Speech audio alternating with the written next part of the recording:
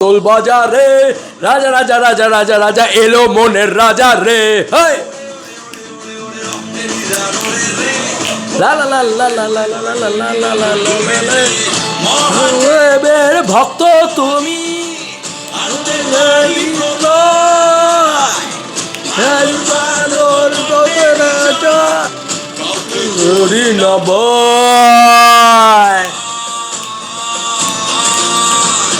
রাজা রাজা এলো রাজা রাজা এলো রাজা রাজা এলো রাজার প্রজা বাপরে বাপ ভাই আমার ব্যাটারি এলো জাস্ট চলো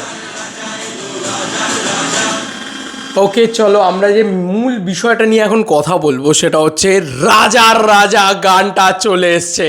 শুরুতে যদি এরকম চিৎকার না করতে পারতাম, গানটা যদি জোরে না চালাতে পারতাম, তাহলে কি করতে পারতাম? কালকে রাত্রির বেলা 12:30 অলমোস্ট 12টা মানে 1:45 নাগাদ আমি দেখতে পাই আর কি, আমাকে দেভিয়ান্সরা পাঠায়, সমস্ত দেভিয়ান্সরা পাঠায়।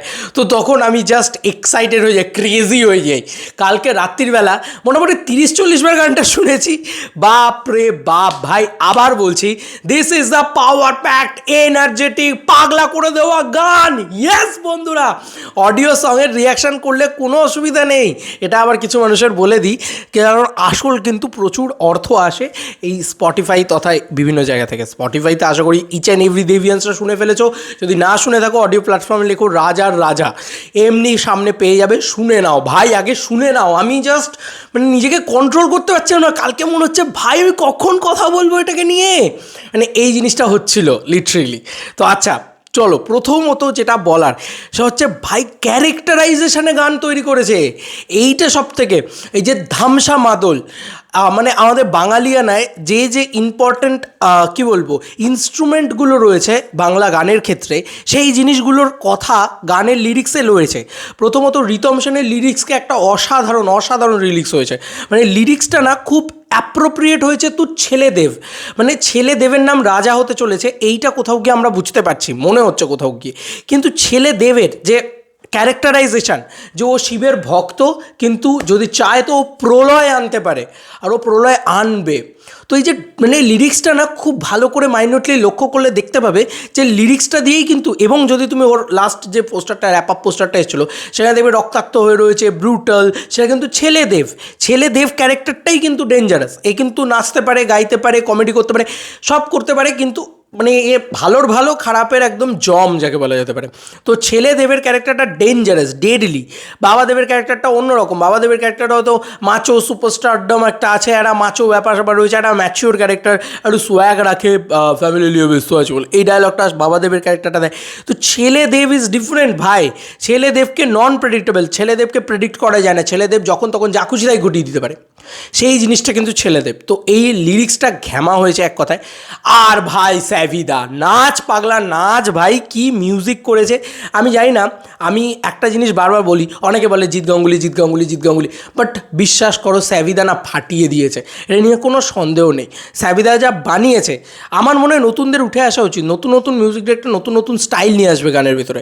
এই গানটার ভিতরে যেটা সব থেকে বেশি করে রয়েছে সেটা হচ্ছে মজা রয়েছে গানের মিউজিকে, না না না না না না না না না না, এই মজাটা রয়েছে, এই যে মস্তিটা রয়েছে গানটার ভিতরে, সেটা তো আমরা টিজারের ধুম ছুঁড়েই বুঝতে পেরেছিলাম।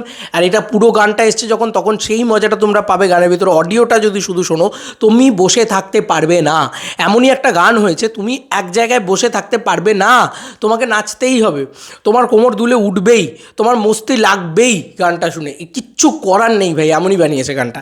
আর যদি আমি আসি, ভাই গেয়েছে দেব অরিজিৎ, এই গানটায় জান ঢেলে দিয়েছে। মানে বলে না যে সবাই মিলে, আমি সেই দুর্গাকে যখন সাজানো হচ্ছিলো, এক একজন ব্রহ্মা বলছে আমি এটা দিলাম, শিব বলছে আমি এটা দিলাম, তো সেই রকমভাবে না সাজিয়েছে গানটাকে পুরো। এবার ফাইনাল যে টাচটা সেটা দেবে হচ্ছে সুপারস্টার দেবের ডান্স।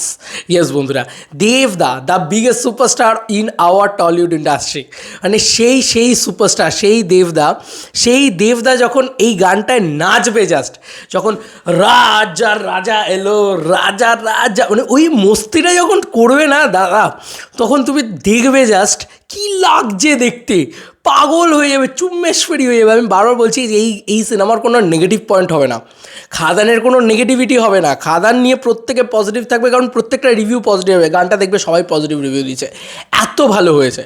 রিয়েলি বলছি, খাদানের গানটা জাস্ট এরম হয়ে গেছে, এরম লেভেলে চলে গেছে। মানে এই গানটা যতবার শুনবে তত প্রেমে পড়বে, এবং নানান রকমের অ্যাসপেক্ট খুঁজে পাবে গানটার ভিতরে। যে ইনস্ট্রুমেন্টগুলোকে ব্যবহার করা হয়েছে, দেখবে অনেকগুলো ইনস্ট্রুমেন্ট বেজেছে, সেগুলো সব বাঙালি ওরিয়েন্টেড ইনস্ট্রুমেন্ট ব্যবহার করা হয়েছে। শিবের পুজোটাকে নিয়ে কথা বলা হচ্ছে, ঠিক আছে। ওই যে বললাম রুটেড কালচার, যেটা বাংলা ছবির বাংলা কমার্শিয়াল ছবিতে অভাব ছিল, সেটাও কিন্তু কমার্শিয়াল ছবির ভিতরে ইনকর্পোরেট করা হয়েছে খাদানের ভিতরে, এই প্রথমবারের জন্য বলা যেতে পারে। সেটাই কিন্তু খুব বড় করে একটা হাইলাইট পয়েন্ট। আবার দেখবে মানে জাস্ট দেবদাকে মাথায় রেখে বানানো হয়েছে বলে এমন এমন সব গানের স্ট্রাকচার ডিজাইন করা হয়েছে যেখানে পাগল করা নাচা যায়, ঠিক আছে, পাগল করা নাচা যায়। আমার মনে হয় ওই বম ভোলে বলো বম ভোলে বম বম ভোলে, ওই যে শিবের সময় শিবরাত্রির সময় যে গানগুলো বাজে মূলত, এবার রাজার রাজা বাজবে, এবার বেঙ্গলে রাজার রাজা বাজবে, কোনো চিন্তাই নেই। রাজার রাজা একটা পিওর বাংলা কেওড়া কমার্শিয়াল গান, যে গানটায় দেবদা ফাটিয়ে নাচতে চলেছে। ওয়েট ফর ইট, আর বেশিক্ষণ তো নয়, আরে কিছুক্ষণের অপেক্ষা। আমি সকালবেলা চিৎকার করব বলে, ও ভাই কি গান বানিয়েছে, এই চিৎকারটা করবো বলে আমি জাস্ট ওয়েট করেছিলাম যে ভাই সকালবেলা বলবো। সত্যি বলছি, আমার এই গানটা কোনো অংশে খারাপ লাগেনি, ঘ্যামা লেগেছে, ঘ্যামা লেগেছে। আর বাকি যতটুকু নাচলাম বা যতটুকু গান বাজিয়ে যা কথাবার্তা করলাম সেগুলো ঠিক আছে, দেবদার গানটা আসুক, তারপরে তো নাচ হবে, নাচ তো হবেই। তোমাদের আর কি মতামত এন্টার ভিডিওটাকে নিয়ে জানিও কমেন্ট সেকশনে। চলো বন্ধুরা, নতুন কোনো ভিডিওতে দেখা হবে, বাই।